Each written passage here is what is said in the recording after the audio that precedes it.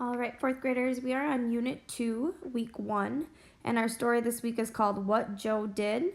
So go ahead and get that word collector out, get open to a fresh Foursquare, and be ready to learn new vocabulary words for the week.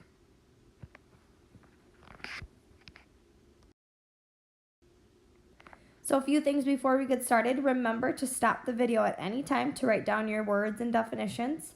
Remember to go at a pace that works best for your learning. So some of you may be able to go a little quicker. Some of you may need to pause and rewind more, and that is just fine. Remember, as always, to stay on task. Do not go on any other apps or websites. You should only be on the vocab video that is bookmarked on my YouTube channel. And as always, remember to work hard and be an active learner. All right, our first word this week is fouled. The other player fouled him while shooting the ball. The other player fouled him while shooting the ball. So you can see the player in the red jersey is fouling the other player. So think about what that word means and go ahead and write that prediction down.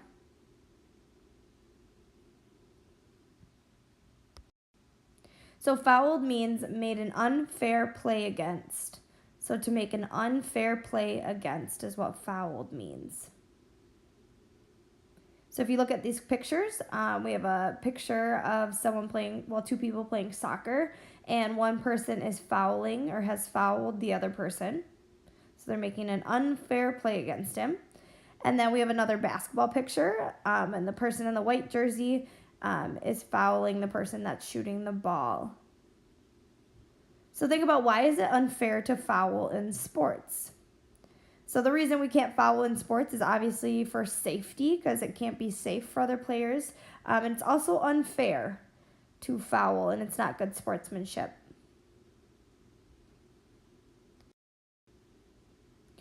All right, our next word is hoop. She shot the ball into the hoop while playing in her backyard. She shot the ball in the hoop while playing in her backyard. So think about what the word hoop means and write down that prediction. So a hoop is a ring or round band. A ring or round band. So in this case, hoop would be referring to a basketball hoop, like right here. But it can also be referred to for other things, such as hula hoops. Those would be a ring or a round band. So most often we remember it as like a basketball hoop, but it can have other meanings as well. So a ring or round band. All right, your next word is jerseys.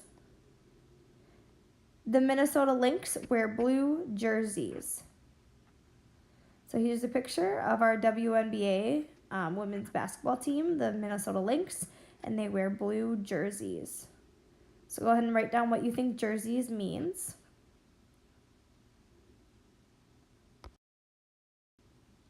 So a jersey is a shirt that is pulled on over your head. Okay, and jerseys are usually worn for sports purposes. So here's some different pictures of the jerseys of the different Minnesota sports teams. So we have the purple Vikings jerseys, we have the blue Minnesota Lynx jerseys, the navy Minnesota Twins jerseys, and then the green Minnesota Wild jerseys.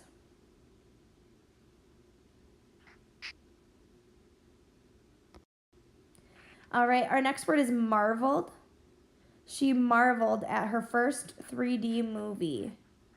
Marveled. So take a look at this picture and look at her facial expression. So think about, how would someone feel if they're marveled by something? Go ahead and write that down.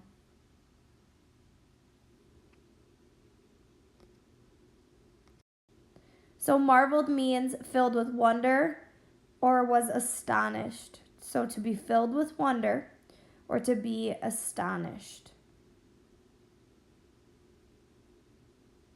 So if we look at this picture, you see a girl looking at this beautiful view, these beautiful mountains, It looks like she is just marveled by the beautiful scenery. So she's filled with wonder. She's kind of amazed or astonished by the beautiful view. So think about, what is something that you have marveled at? So maybe you've marveled at a view. Maybe you've been on vacation and seen a different view. Maybe you've marveled at something that has been brand new, something you've never seen before. So something that kind of astonishes you. All right, our next word is rim. A sentence using the word rim is, he hung off of the rim of the basketball hoop. So this player just slam dunked the ball, and now they're hanging off of the rim of the hoop. So think about what rim means.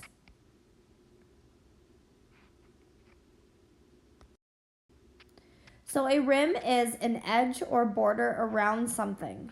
So an edge or border around something. And so rim can have kind of a few different meanings or examples. So for example, there's a coffee cup, and that has a gold rim around it. So it can be referred to the top of a cup or a glass. That would be that top outer edge. It can be referred to as a basketball hoop, like we just talked about. The rim would be right this area right here. It can be referred to or as a wheel. This outer edge, that would be the rim of the wheel. That would be the rim of the coffee cup.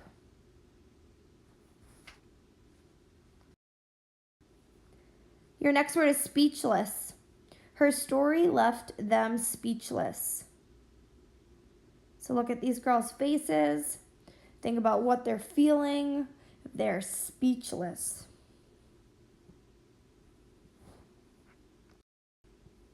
So speechless means not able to speak. Not able to speak. So here's some pictures of SpongeBob. One says, I am speechless. And the other one is just a picture of him, speechless. So that means you're not able to speak. So think about, what is something that would make you speechless? So something that would maybe make you so shocked you couldn't even speak. That could be maybe learning something exciting. Maybe if you went on a trip, if your parents told you were going to Disney World, that might make you speechless. You might not even know what to say. So that's an example of something that might make you speechless. Our next word is swatted. She swatted the fly that was buzzing around. Swatted. So think about what the word swatted means, and go ahead and write that down in your word collector. Use those context clues from the sentence and from the picture. So swatted means hit sharply or violently away. So to hit sharply or violently away. So swatted can be referred to in sports as well, not just swatting a fly, but we have a picture here of a tennis player swatting that ball back over the net, so sharply hitting that ball away. Then we have some basketball players. The basketball player in the white jersey is swatting the ball away from the other player. So they're hitting it sharply away from them. And then, of course, swatting a fly or a bug would have the same definition.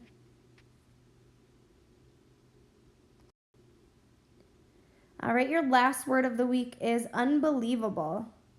Unbelievable. The view of the volcano was unbelievable.